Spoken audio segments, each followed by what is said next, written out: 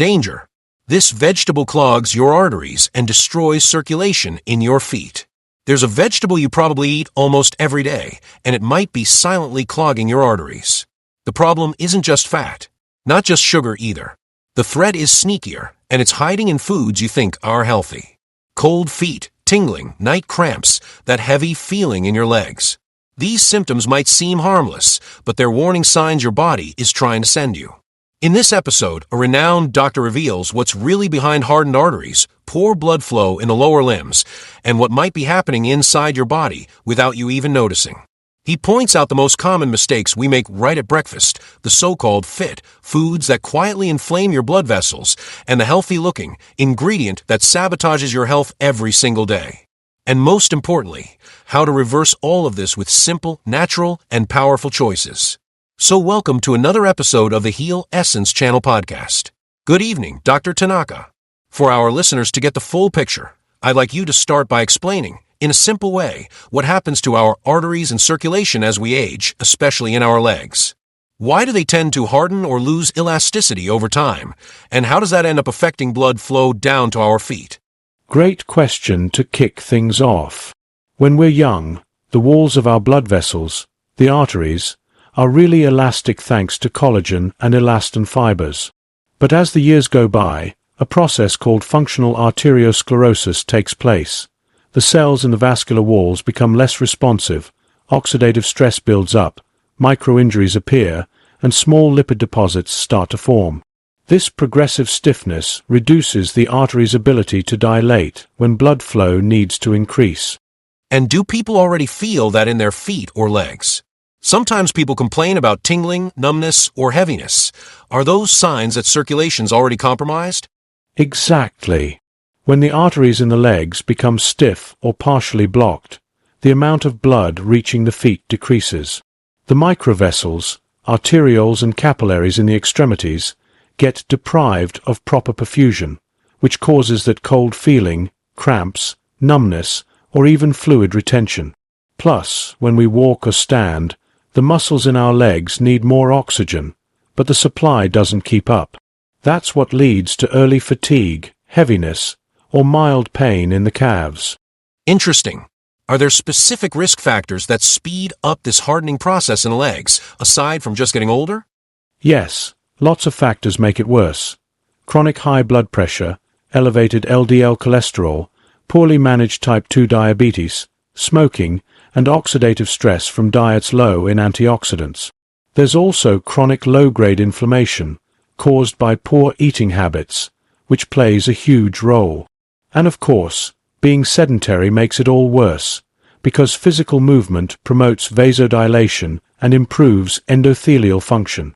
So it's something that happens naturally over time, but there are ways to slow it down, right?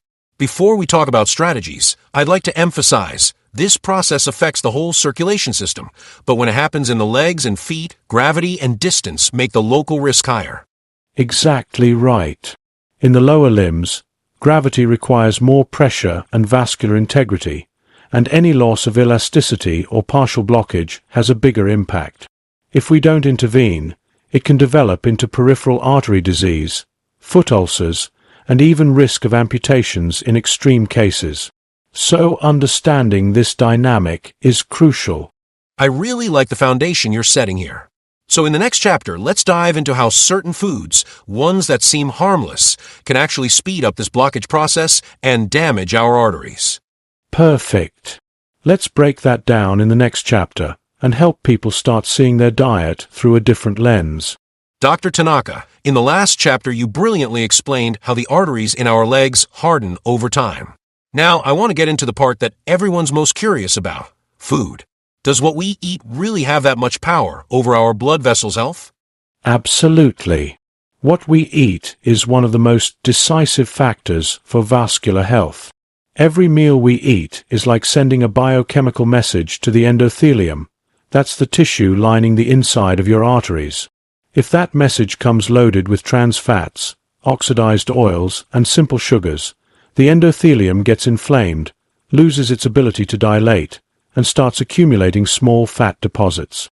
On the other hand, if the meal's full of antioxidants, fiber, and good natural fats, It works like a natural medicine, protecting and even reversing damage. So basically what seems like a simple flavor choice, bread, butter, salad, is actually a choice that affects how smooth our blood flow is and how flexible our arteries are. That's wild. And what's crazy is that so many foods we see as normal or evilite are hiding traps, right? Exactly. Modern food processing has turned a lot of simple ingredients into ultra-processed versions. Take refined vegetable oils, for example. They go through chemical treatments, extreme heat, and deodorization, which destroy natural antioxidants and create inflammatory compounds. Another example is whole grain breads or breakfast cereals that are packed with sugar or corn syrup. They cause blood sugar spikes and increase oxidative stress. And the body reacts to that quietly, doesn't it? You don't feel anything right away, but your arteries are taking damage microscopically. That's right. It's a silent but cumulative process. Each unbalanced meal causes a small rise in inflammation in the endothelium. Over time, that leads to microcracks in the artery walls, which your body tries to repair by depositing fat and calcium. That's how plaques form, not overnight, but from the repetition of bad habits. And for someone who wants to start reversing this, is there a first simple step they can take, something they could do starting tomorrow morning? For sure. A great start is swapping processed foods for fresh, natural ones. For instance, a salad with dark leafy greens, extra virgin olive oil, and a squeeze of fresh lemon gives you magnesium, vitamin K, and antioxidant compounds that help restore endothelial function. It sounds simple, but physiologically, that kind of meal actually reduces inflammation and improves circulation within days. It's amazing to think that a homemade meal can be as powerful as a preventive medicine.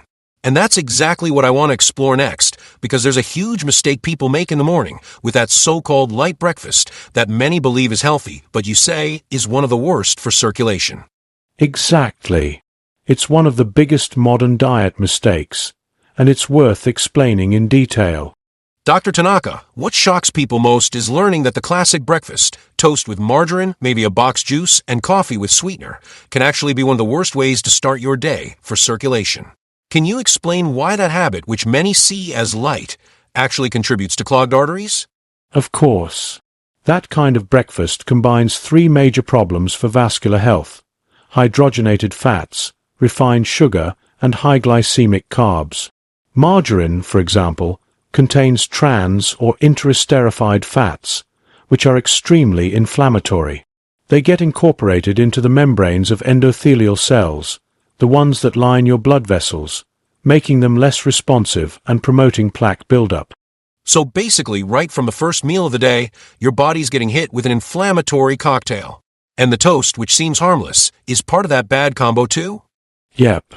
White bread, store-bought toast, cookies. They're made from refined flour, which quickly turns into glucose in your bloodstream. That sugar spike raises insulin, and with that comes more oxidative stress, which slowly damages artery walls. And if you throw in boxed juice, full of concentrated fructose, the inflammatory effect gets even stronger. So that innocent breakfast is silently setting you up for years of bad circulation. But doctor, how did you find this out? Was it from observing your patients or based on studies? Both. Many of my patients who came in with typical signs of poor circulation, like cold feet, tingling, varicose veins, or even small wounds on their feet, had been eating that kind of breakfast for decades. When we ran tests, we saw high triglycerides, oxidized LDL, and elevated inflammatory markers like C-reactive protein. When we made simple swaps, like replacing margarine with avocado spread, toast with scrambled eggs and veggies, and boxed juice with water and lemon, their markers improved noticeably in just a few weeks. And those are such doable changes. By the way, that avocado spread sounds interesting. Do you often recommend it? I do. I make it myself at home. It's super simple. Mash half an avocado with a bit of extra virgin olive oil, lemon, a pinch of turmeric, and sometimes a spoon of chia seeds. Spread it on a slice of real whole grain bread, the kind made with natural fermentation, no sugar, and that's it. It's anti-inflammatory, nutritious, and helps your blood flow better. That sounds delicious, and way more powerful than it looks. In the next chapter, I want to dig deeper into something you already mentioned, refined vegetable oils. They're marketed as healthy options, but you say they're among the biggest villains for circulation. No doubt. It's one of the biggest nutritional misconceptions of the last 50 years, and we need to talk about it urgently. Dr. Tanaka, when we walk into a supermarket, we see shelves full of bottles with shiny labels, soybean oil, corn oil, canola, all looking healthy. Lots of people cook with these every day, thinking they're better choices than butter or lard. But you say they're actually silent circulation killers. Why? Because those oils, despite being called vegetable, go through an extremely harsh refining process. They're extracted from seeds or grains using chemical solvents, then exposed to very high heat, and finally deodorized to make them odorless and clean-looking. That process removes all natural nutrients and produces toxic byproducts like aldehydes and oxidized fats. When you eat them, those compounds trigger inflammation in your arteries and damage the endothelial layer, the one that's supposed to keep your blood flowing smoothly. It's crazy that the very products sold as light and heart-healthy are actually the ones inflaming the circulatory system the most. And have you seen this show up clinically in your patients? Absolutely. In patients who regularly use those oils, we often see messed up lipid profiles, high triglycerides, rising oxidized LDL, and inflammatory markers out of the healthy range. But what's even more striking is the impact on microcirculation. People with swollen feet, broken capillaries, that burning or cold feeling in their extremities. All those symptoms improved drastically when we switched them from refined oils to extra virgin olive oil, unrefined coconut oil, or even good quality butter. And for anyone still skeptical, are there scientific studies that back up the risk of refined vegetable oils for vascular health? Yes, plenty. One study published in the Journal of Lipid Research showed that excess soybean oil consumption increases LDL oxidation, making it more atherogenic, meaning more likely to form plaques. Another study in nutrition and metabolism compared diets rich in olive oil versus corn oil, and the olive oil group showed better vasodilation and lower inflammation. Science has been showing for years that it's not just about the amount of fat. It's the type of fat that determines vascular impact. And what's wild is that these oils became part of our routine as supposedly safe replacements for animal fats, thanks to decades of marketing. Exactly. Advertising made us believe they were the best option, but biochemistry proves the opposite. Good fat protects. Bad fat inflames and clogs. And most refined oils fall squarely in that second category. In the next chapter, I want to dive even deeper into that paradox. Because a lot of products we see labeled as fit, light, or zero fat, supposedly healthy allies, also have a negative impact on our arteries. That's a crucial point. Labels can lie, but your body never does. Dr. Tanaka, there's something that really puzzles me. The number of people who genuinely try to make fit choices, buying products labeled zero fat, light, sugar-free, thinking they're doing the right thing. But you say many of these foods are actually traps that inflame the blood vessels. How does that happen? That's one of the biggest paradoxes in modern nutrition. Fit products are often the result of food engineering, not real nutrition. To make up for the lack of fat or sugar, the industry adds thickeners, artificial sweeteners, emulsifiers, and other additives that confuse the body and inflame the digestive system. That directly affects vascular health. So, the body isn't as easily fooled as the taste buds? Exactly.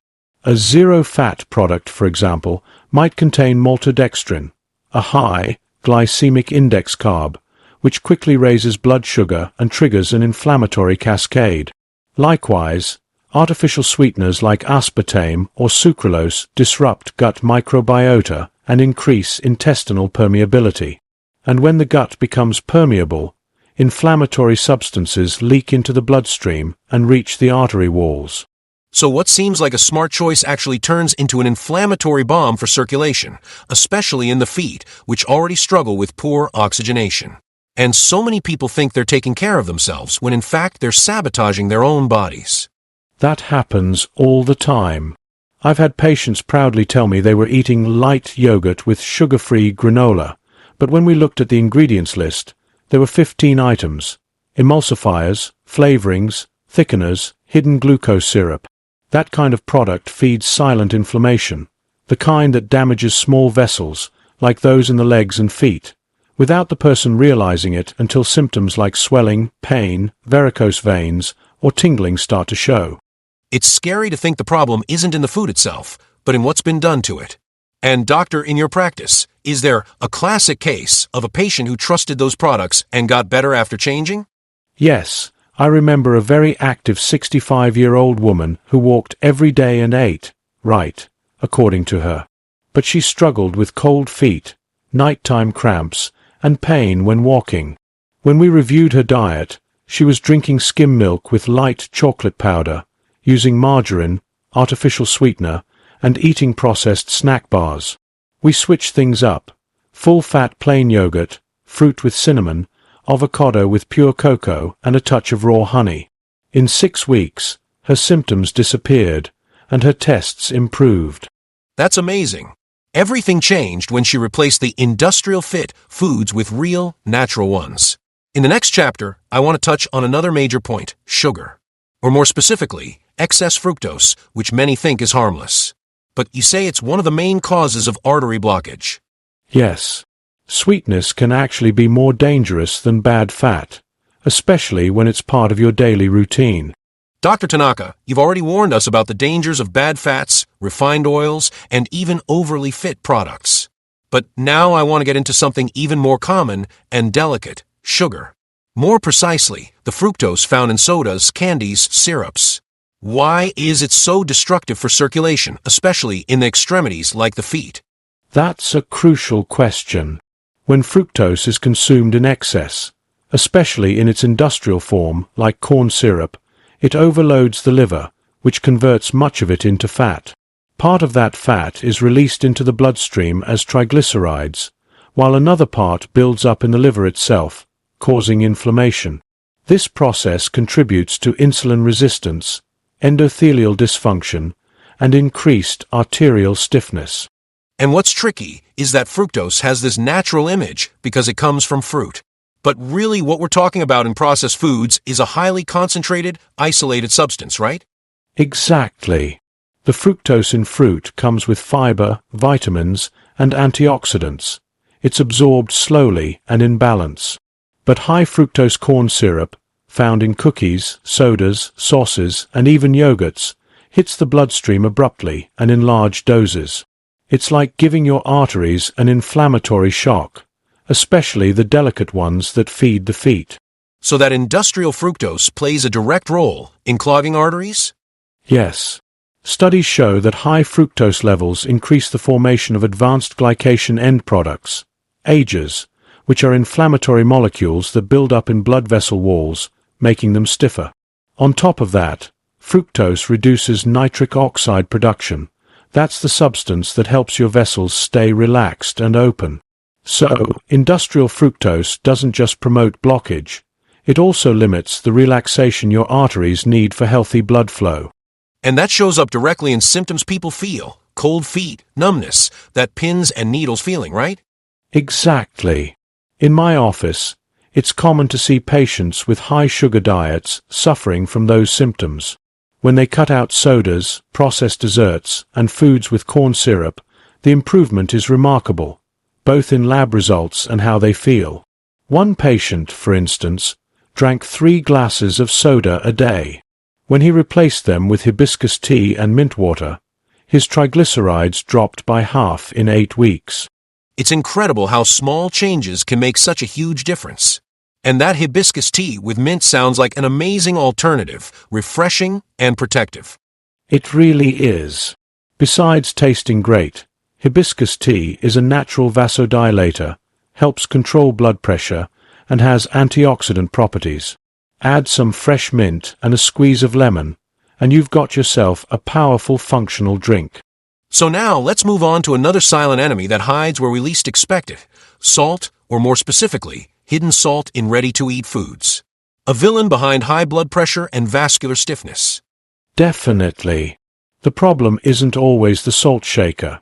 It's the sodium hidden in places nobody thinks to look. Dr. Tanaka, after everything we've talked about, from breakfast mistakes to the hidden dangers of corn and its derivatives, a lot of people are probably wondering, okay, what do I do with all this information now? Is there really a natural way to reverse poor circulation, especially in the legs and feet? Yes, there is. And it starts with simple choices. The first step is to eliminate ongoing sources of inflammation, cut out refined oils, reduce sugar, and avoid ultra-processed foods. But more important than what you remove is what you add back in. A diet rich in anti-inflammatory foods can restore vascular health. And it doesn't require miracle formulas, just consistency. And what foods do you recommend as allies in that restoration process? The kind that literally clean the arteries? No doubt. Dark leafy greens like arugula, spinach, and kale are excellent. They're rich in magnesium, which helps relax blood vessels. Extra virgin olive oil is another powerful ally, thanks to its polyphenol that protect the endothelium. Avocado is a great source of healthy fat that nourishes without causing inflammation. And let's not forget seeds, flaxseed, chia, sesame, which help lower cholesterol and improve blood flow. A simple dish like a green salad with avocado, olive oil, and seeds can literally act as a natural daily treatment. And what would you say to someone who feels those symptoms you mentioned, cold feet, that prickly feeling, pain when walking, but thinks, oh, it's just age, or I've always been like this? I'd say that's not normal, and definitely not inevitable. Circulation can improve at any age, as long as you treat the root cause. I've seen patients in their 70s and 80s regain vitality, mobility, and energy simply by changing their diet and walking every day. Never underestimate the power of what you eat. It can be your greatest medicine or your worst enemy. Strong words, but absolutely necessary ones. Dr. Tanaka, I really want to thank you for being here and for explaining everything so clearly, accessibly, and with solid evidence. I'm sure a lot of people will rethink their habits after hearing what you've shared today. It's been a huge pleasure to be here and share information that truly has the power to change lives. Prevention starts with knowledge, and every conscious choice is another step toward real health. Thank you so much for having me. We're the ones who should be thanking you. But hang on, the video's not over yet. My chat with Dr. Tanaka ends here, but I still have plenty to show you. In the next few minutes, I'm going to share some of the key foods that help deflate your vessels and boost circulation in your feet. And I'll also answer a few questions that came in on social media about this topic. And if you want to keep getting the best videos for your health, subscribe to the channel, because it exists for one reason only, to make you a healthier person with a better quality of life. Helping you is my mission. In the video that's on your screen right now, worse than alcohol, avocado becomes poison when you do this. Click the screen and check it out.